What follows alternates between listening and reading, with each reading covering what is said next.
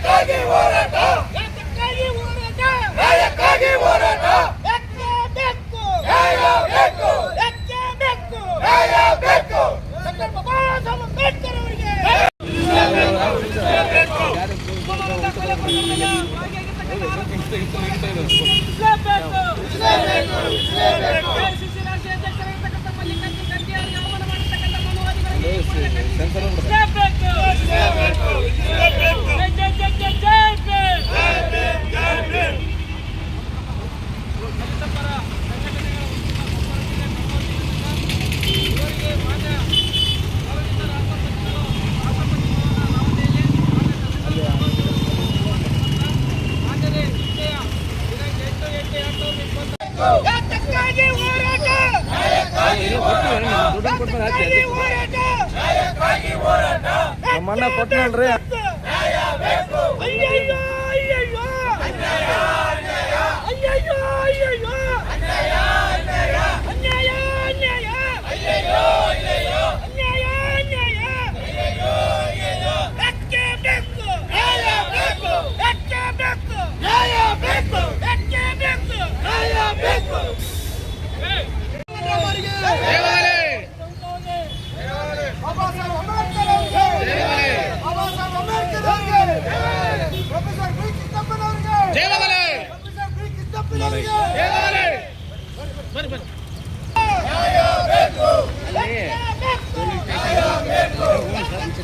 ಹೋರಾಟ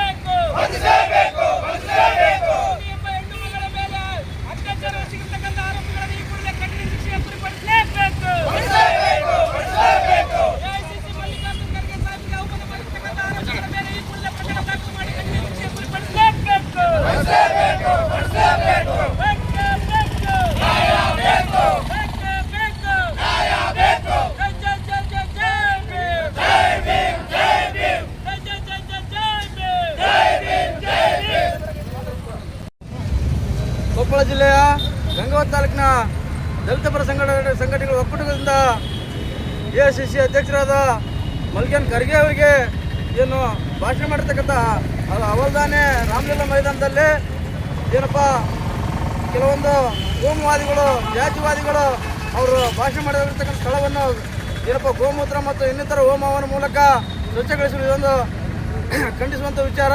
ಈ ದೇಶದಲ್ಲಿ ಒಬ್ಬ ರಾಷ್ಟ್ರೀಯ ನಾಯಕರವರು ರಾಷ್ಟ್ರ ಮಟ್ಟದಲ್ಲಿ ಕುರ್ಚಿಕೊಂಡಿರ್ತಕ್ಕಂಥದ್ದು ಹಲವಾರು ಅಧಿಕಾರಗಳನ್ನು ಅನುಭವಿಸಿರ್ತಕ್ಕಂಥ ಒಬ್ಬ ನಾಯಕರಿಗೆ ಈ ರೀತಿ ಅವಮಾನ ಆಗ್ತಿದೆ ಅಂದರೆ ನಮ್ಮಂಥ ಸಾಮಾನ್ಯರ ಗತಿ ಏನಂತ ಈ ದೇಶದಲ್ಲಿರ್ತಕ್ಕಂಥ ಕಾನೂನು ಬರೆದಂಥವ್ರು ನಾವು ನಮಗೆ ರಕ್ಷಣೆ ಇಲ್ಲಂಥ ಒಂದು ಪರಿಸ್ಥಿತಿ ಇವತ್ತು ನಿರ್ಮಾಣ ಆಗಿದೆ. ನಮ್ಮ SC ರಾಜಕಾರಣಿಗಳು ಇದನ್ನೊಂದು ಮನಗಂಡಬೇಕು. ಇವತ್ತು ರಾಜ್ಯದಲ್ಲಾಗಿರಲು ರಾಷ್ಟ್ರ ಮಟ್ಟದಲ್ಲಾಗಿರಲಿ ಇದನ್ನೊಂದು ಮನಗಂಡು ರಾಷ್ಟ್ರ ಮಟ್ಟದ ನಾಯಕರಿಗೆ ಅವಮಾನ ಆಗಿದೆ ಅಂದರೆ ಮುಂದಿನ ದಿನಗಳಲ್ಲಿ ನಿಮಗೆ ಆಗ್ತದೆ. ಇದನ್ನು ಎಚ್ಚರಿಕೆಯಿಂದ ಕಟ್ಟುನಿಟ್ಟಿನ ಶಿಕ್ಷಣಿಗೆ ಗುರಿಪಡಿಸಬೇಕಂತೇಳಿ ಈ ಮೂಲಕ ಒತ್ತಾಯಿಸ್ತೇನೆ. ಅದೇ ರೀತಿಯಾಗಿ ಇವತ್ತು ರಾಹುಲ್ ಗಾಂಧಿ ಅವರು ಒಂದು ಹೋರಾಟದಲ್ಲಿ ಅವ್ರಿಗೇನಾದರೂ ಒಂದು ಮಣ್ಣು ಹತ್ತಿದೆ ಅಂತೇಳಿ ಅವ್ರ ಟಿ-ಶರ್ಟ್ಗೆ ಅವರಿಗೆಲ್ಲ ಈ ದೇಶಾದ್ಯಂತ ಎಲ್ಲ ರಾಜ್ಯ ಕೇಂದ್ರಗಳಲ್ಲಿ ಜಿಲ್ಲಾ ಕೇಂದ್ರಗಳಲ್ಲಿ ತಾಲೂಕು ಮಟ್ಟದಲ್ಲಿ ವಾರ್ಡ್ಗಳಲ್ಲಿ ಹೋರಾಟ ಮಾಡಿದ್ರಿ ನೀವು. ಅದೇ ರೀತಿಯಾಗಿ ಇವತ್ತು ಮಲ್ಲಿಕಾರ್ಜುನ ಖರ್ಗೆ ಅವರಿಗೆ ಅವಮಾನ ಆದಂಥ ಸಂದರ್ಭದಲ್ಲಿ ನಿಮ್ಗೆ ಯಾಕೆ ಸರ್ಕಾರ ಮಟ್ಟದಲ್ಲಿ ಇವತ್ತು ರಾಜ್ಯ ಮಟ್ಟದಲ್ಲಿ ಯಾಕೆ ಹೋರಾಟ ಆಗಲಿಲ್ಲ? ಮತ್ತು ಅದೇ ರೀತಿಯಾಗಿ ಶಾಸಕರು, ಮಂತ್ರಿಗಳು, ಸಂಸದರು ಎಲ್ಲರೂ ಹೋರಾಟ ಮಾಡಿದರು ರಾಹುಲ್ ಗಾಂಧಿ ಅವರಿಗೆ ಅನ್ಯಾಯ ಆದಂಥ ಸಂದರ್ಭದಲ್ಲಿ. ಅದೇ ಗೌರವನ ಮಲ್ಲಿಕಾರ್ಜುನ ಖರ್ಗೆ ಅವರನ್ನ ಯಾಕೆ ಕಾಪಾಡಿಲ್ಲ ಅಂತ ಹೇಳ್ತಕ್ಕಂಥದ್ದು ಒಂದು ಪ್ರಶ್ನೆ ಆಗಿದೆ. ಇವತ್ತು ಕಾಂಗ್ರೆಸ್ನಲ್ಲಿರ್ತಕ್ಕಂಥ ಎಲ್ಲ ರಾಜ್ಯ ಮಟ್ಟದ ನಾಯಕರಿಗೆ ಮತ್ತು ರಾಷ್ಟ್ರ ಮಟ್ಟದ ರಾಜಕೀಯ ನಾಯಕರಿಗೆ ಒಂದೇ ಮಾತನ್ನು ಹೇಳೋದು, ನೀವು ಎರಡು ಮಾಡಬೇಡ್ರಿ. ನಿಮ್ಮಲ್ಲಿ ಕೋಮುವಾದಿ ಮನಸ್ಥಿತಿ ಇದ್ರೆ ಬಿಟ್ಬಿಡಿ. ಕಾಂಗ್ರೆಸ್ ಇವತ್ತು ದಲಿತರ ಪರ, ಹಿಂದುಳಿದರ ಪರ ಅಂತ ಹೇಳ್ತಕ್ಕಂಥ ಒಂದು ಘೋಷವಾಕ್ಯದೊಂದಿಗೆ ಇರಬಾರ್ದು. ಅವ್ರಿಗೆ ಎಲ್ಲ ಕಷ್ಟ ಸುಖಗಳಲ್ಲಿ ಭಾಗಿಯಾಗಬೇಕು. ಅವ್ರಿಗೆ ಅವಮಾನ ಆದ ಸಂದರ್ಭದಲ್ಲಿ ಯಾವುದೇ ಪಕ್ಷನಾಗಿರಲಿ, ಯಾವುದೇ ವ್ಯಕ್ತಿ ಆಗಿರಲಿ ಅವ್ರನ್ನ ಬಂಧನ ಮಾಡತಕ್ಕಂಥ ಕೆಲಸ ಆಗಬೇಕು. ಅದೇ ರೀತಿಯಾಗಿ ದೇವದುರ್ಗ ತಾಲೂಕಿನಲ್ಲಿ ಕೊಲೆಯಾಗಿರ್ತಕ್ಕಂಥ ಭೂಮನಂದ ವ್ಯಕ್ತಿ ಇವತ್ತು ಸಮಾಜ ಚಿಂತಕ, ಸಮಾಜ ಪರ ಹೋರಾಟ ಮಾಡ್ತಕ್ಕಂಥ ಯುವಕ, ಅಲ್ಲಿ ಏನಪ್ಪ ನಮ್ಮ ಸಹೋದರ ಸಮುದಾಯದವರಾಗಿರ್ತಕ್ಕಂಥ ST ಸಮುದಾಯದವರು ಇವತ್ತು ಹಾಡಾಗಲೇ ಏನಪ್ಪ ಕೊಲೆ ಮಾಡಿರ್ತಕ್ಕಂಥದ್ದು ಅಮಾನವೀಯ ಘಟನೆ. ಇದನ್ನು ನಾವು ಖಂಡಿಸಿ ಇವತ್ತು ನಮ್ಮ ರಾಯಚೂರು ಜಿಲ್ಲೆಯ ನಾಯಕರು ಇವತ್ತು ಹೋರಾಟ ಹಮ್ಮಿಕೊಂಡಿದ್ದಾರೆ. ಅದೇ ರೀತಿಯಾಗಿ ನಾವು ಕೂಡ ಕೊಪ್ಪಳ ಜಿಲ್ಲೆಯಲ್ಲಿ ಗಂಗಾವತಿ ತಾಲೂಕು ಹೋರಾಟ ಮಾಡ್ತಾ ಇದ್ದೀವಿ. ಅದೇ ರೀತಿಯಾಗಿ ಭೂಮಾನಂದನ ಕೊಲೆಯನ್ನು ತಕ್ಷಣ ಆರೋಪಿಗಳನ್ನು ಬಂಧನ ಮಾಡಬೇಕು, ಅವ್ರ ಕುಟುಂಬಕ್ಕೆ ರಕ್ಷಣೆ ನೀಡಬೇಕು, ಅವ್ರ ಕುಟುಂಬಕ್ಕೆ ಪರಿಹಾರ ಒದಗಿಸಬೇಕು. ಅದೇ ರೀತಿಯಾಗಿ ಅವ್ರ ಮತ್ತಿಗೆ ಒಂದು ನೌಕರಿ ನೀಡಬೇಕಂತೇಳಿ ಸಂದರ್ಭ ಒತ್ತಾಯಿಸ್ತೇವೆ. ಅದೇ ರೀತಿಯಾಗಿ ಇವತ್ತು ಲಿಂಗಸೂರು ತಾಲೂಕಿನಲ್ಲಿ ಇವತ್ತು ರಾಣೆಂಬ ಒಬ್ಬ ಮಹಿಳೆಗೆ ಅತ್ಯಾಚಾರ ಮಾಡಿ ಕೊಲೆ ಮಾಡಿರ್ತಕ್ಕಂಥ ಘಟನೆ ಇದೇ ತಿಂಗಳಲ್ಲಿ ಸುಮಾರು 3 ಕೊಲೆಗಳನ್ನು ರಾಯಚೂರು ಜಿಲ್ಲೆಯಲ್ಲಿ ನಡೆದಿದೆ. ಇವತ್ತು ಅದೇ ರೀತಿಯಾಗಿ ಅಶ್ವಿನಿ ಎಂಬ ದಲಿತ ಬಾಲಕಿಯನ್ನು ಕೂಡ ಬಯಲು ಸಚಿವ ಹೋದ ಸಂದರ್ಭದಲ್ಲಿ ಅತ್ಯಾಚಾರ ಮಾಡಿ ಬಾವಿಗೆ ಎಸೆದು ಕೊಲೆ ಮಾಡಿರ್ತಕ್ಕಂಥ ಖಂಡನೆ. ಮಾನ್ಯ ಪ್ರಿಯಾಂಕ್ ಖರ್ಗೆ ಸಾಹೇಬ್ರೆ, ನೀವೊಬ್ಬ ದಲಿತರಿದ್ರೆ, ಈ ರಾಜ್ಯದ ಕಾನೂನು ಕಾಪಾಡತಕ್ಕಂಥ ನಾಯಕರಿದ್ರೆ, ಇವತ್ತು ಸಂಬಂಧಪಟ್ಟ ಪೊಲೀಸ್ ಇಲಾಖೆಗೆ ಸಂಪೂರ್ಣ ಅಧಿಕಾರ ನೀಡಿ ಯಾವುದೇ ಆರೋಪಿಗಳಿದ್ರೆ ಅವ್ರನ್ನ ಬಂಧನ ಮಾಡಬೇಕು. ಅದೇ ರೀತಿಯಾಗಿ ಅವ್ರಿಗೆ ಕಠಿಣ ಶಿಕ್ಷೆ ಒಳಪಡಿಸಬೇಕು ಅಂತ ಈ ಮೂಲಕ ಒತ್ತಾಯಿಸ್ತೇನೆ. ಅದೇ ರೀತಿಯಾಗಿ ನಾವು ದೇಶದಲ್ಲಿ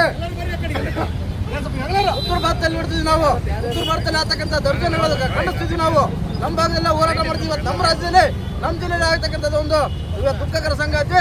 ನಾವೆಲ್ಲರೂ ಮುಂದಿನ ದಿನಗಳಲ್ಲಿ ದಲಿತರ ಸಂಘಟನೆ ಒಕ್ಕೂಟದಿಂದ ನಾವು ಬೃಹತ್ ಹೋರಾಟ ಮಾಡುವ ಮೂಲಕ ಸರ್ಕಾರಕ್ಕೆ ಮತ್ತು ರಾಜ್ಯ ಮಟ್ಟದ ಮತ್ತು ರಾಷ್ಟ್ರ ಮಟ್ಟದ ನಾಯಕರಿಗೆ ನಾವು ತಿಳುವಳಿಕೆ ಮೂಲಕ ಒಂದು ಎಚ್ಚರಿಕೆ ಗಂಟೆ ನೀಡಿದ್ವಿ ಅಂತೇಳಿ ಈ ಮೂಲಕ ನನ್ನ ಆತ್ಮಹತ್ಯೆ ಮುಗಿಸ್ತೇನೆ. ಜೈ ಭೀಮ್, ಜೈ ಭಾರತ್.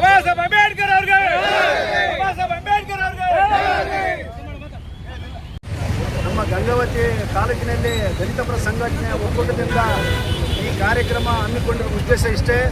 ಇವತ್ತು ಈ ದೇಶದಲ್ಲಿ ಶಾಸಕಾಂಗ, ಕಾರ್ಯಾಂಗ, ನ್ಯಾಯಾಂಗದ ವ್ಯಾಪ್ತಿಯಲ್ಲಿ ಇವತ್ತು ಈ ದೇಶದಲ್ಲಿ ಕಾನೂನು ಕಾಪಾಡುವಂಥ ಅಂಗಗಳಿದಾವ. ಈ ಅಂಗದ ವ್ಯಾಪ್ತಿಯಲ್ಲಿ ಇವತ್ತು ಇಂಥ ವಿಷಯಕ್ಕೆ ಸುಪ್ರೀಂ ಕೋರ್ಟ್ ಎಂಟ್ರಿ ಆಗಿ ಅಲ್ಲಿ ಆದಂಥ ಅವಮಾನವನ್ನು ಫೈಲು ತರಿಸ್ಕೊಂಡು ಅವರಿಗೆ ಕಠಿಣ ಶಿಕ್ಷೆ ಕೊಡಬೇಕಂತೇಳಿ ಇವತ್ತು ನ್ಯಾಯಾಂಗದ ವ್ಯಾಪ್ತಿಗೆ ಒಳಪಟ್ಟಂಥ ವಿಚಾರವನ್ನು ತನಿಖೆ ಮಾಡಿ ಇವತ್ತು ಮಲ್ಲಿಕಾರ್ಜುನ ಸಾಹೇಬರು ಅವರೊಬ್ಬ ರಾಷ್ಟ್ರೀಯ ಅಧ್ಯಕ್ಷರು ಇತ್ತು, ಅಂಥ ದೊಡ್ಡ ಅಧಿಕಾರಿಗೆ ಅವಮಾನ ಇಟ್ಟಂದ್ರೆ ಇನ್ನು ಸಾಮಾನ್ಯ ಜನಗಳ ವಿಷಯ ಏನು? ಇವತ್ತು ಅಸ್ಪೃಶ್ಯ ಈ ದೇಶದಲ್ಲಿ ಇದೆ ಅಂತ ಮತ್ತೆ ನಮಗೆ ತೋರಿಸ್ಕೊಟ್ಟಂಗತೈತಿ. ಈ ದೇಶದಲ್ಲಿ ಶತಶತಮಾನಗಳಿಂದ ಹೋರಾಟ ಮಾಡ್ಕೊಂತ ಬಂದು ಇವತ್ತು ತುಳಿತಕ್ಕೆ ಒಳಗಾದಂಥ ತಳ ಸಮುದಾಯ ಅಸ್ಪೃಶ್ಯತೆ ಇನ್ನೂ ಆಚರಣೆಯಲ್ಲಿ ಐತಲ್ಲ, ಇದು ನಮಗೆ ನಾಚಿಕೆಯ ಸಂಗತಿ. ಆ ಕಾರಣದಿಂದ ಇವತ್ತು ಶಾಸಕಾಂಗ, ಕಾರ್ಯಾಂಗ, ನ್ಯಾಯಾಂಗದ ವ್ಯಾಪ್ತಿ ನಮ್ಮ ದೇಶದಲ್ಲಿ ಇರ್ತಕ್ಕಂಥದ್ದು ಇದು ಎಲ್ಲ ದೃಷ್ಟಿಯಿಂದ ನ್ಯಾಯ ಸಿಗುವಂಥ ಕಾರ್ಯ ಆಗಬೇಕು. ಇವತ್ತು ಏನಪ್ಪ ಅಂದ್ರೆ ಈ ಒಂದು ತಳ ಸಮುದಾಯ, ಶೋಷಿತ ಸಮುದಾಯ, ಇವು ಅಸ್ಪೃಶ್ಯತೆ ಇರೋದ್ರಿಂದ ಇವತ್ತು ಏನು ಜಂತರ ಮಂತ್ರನಲ್ಲಿ ಇವತ್ತು ಆ ಒಂದು ಮೀಸಲಾತಿ ಬೇಡ ಅಂತ ಹೋರಾಟ ಮಾಡ್ತಾರೆ. ಇದ್ರ ಉದ್ದೇಶ ಇಷ್ಟೇ, ಯಾವುದೇ ಒಂದು ಕೆಟ್ಟ ಮನಸ್ಸಿನಿಂದ ಇವತ್ತು ಬೇಡ ಅಂತ ಅಂತಾರೆ. ಆದರೆ ಆರ್ಥಿಕ ಸ್ಥಿತಿಯಿಂದ ಸುಧಾರಿಸಿಕೊಳ್ಳುವ ಒಂದು ವಿಚಾರವಾಗಿರ್ಬೋದು. ಮೀಸಲಾತಿ ಎಂಬುದು ಈ ಅಸ್ಪೃಶ್ಯತೆ ಈ ರೀತಿ ಇರೋದ್ರಿಂದ ಇವತ್ತು ಎಲ್ಲರೂ ಸಮಾನ ಅಂತಂದ್ರೆ ಅದಕ್ಕೆ ಉತ್ತರ ಕೊಡಲು ತಪ್ಪೇನಿಲ್ಲ. ಆದರೆ ಈ ಶತಮಾನಗಳಿಂದ ಹೋರಾಟ ಮಾಡ್ಕೊಂಡು ಬರೋ ಉದ್ದೇಶ ಇಷ್ಟೇ. ಡಾಕ್ಟರ್ ಬಾಬಾ ಸಾಹೇಬ್ ಅಂಬೇಡ್ಕರ್ ಅವರು ಸಂವಿಧಾನದಲ್ಲಿ ಹೇಳ್ಯಾರ, ಇವತ್ತು ಸಂವಿಧಾನದ 17ನೇ ಕಲಂ ಅನುಚ್ಛೇದ 17ರಲ್ಲಿ ಯಾರೇ ಅಸ್ಪೃಶ್ಯತೆ ಮಾಡಿದ ಅವ್ರನ್ನ ಸಂಪೂರ್ಣ ನಿಷೇಧ ಆಗಬೇಕು, ಅವರಿಗೆ ಕಠಿಣ ಶಿಕ್ಷೆ ಕೊಡಬೇಕಂತೈತಿ. ಆ ಕಾರಣದಿಂದ ಇವತ್ತು ನ್ಯಾಯವನ್ನು ಸಿಗೋ ರೀತಿಯಲ್ಲಿ ಇವತ್ತು ಆಗ್ಬೇಕಂತೇಳಿ ನನ್ನ ಒಂದು ಮನವಿ. ಜೈ ಭೀಮ್.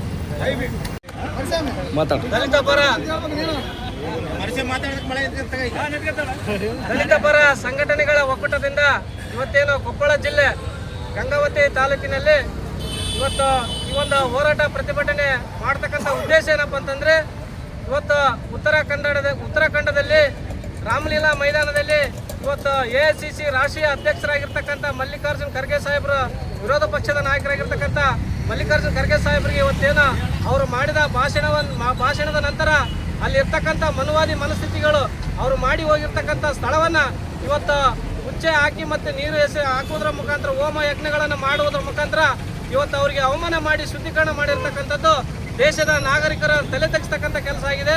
ಹಾಗಾಗಿ ಇಂಥ ಮನುವಾದಿ ಮನಸ್ಥಿತಿಗಳು ಇಡೀ ಹಳ್ಳಿಗಳಲ್ಲಿ ದೇಶದಲ್ಲಿ ಎಕ್ಕಿಲ್ಲದೆ ಹುಟ್ಟುತ್ತಾ ಇದ್ದಾರೆ. ಇಂಥವ್ರನ್ನೆಲ್ಲ ಬಗ್ಗು ಬಡಿಬೇಕಪ್ಪ ಅಂದರೆ ನಮ್ಮ ಈ ದೇಶದ ಬಹುಸಂಖ್ಯಾತರೆಲ್ಲರೂ ನಾವೆಲ್ಲರೂ ಒಂದಾಗಬೇಕಾಗಿದೆ.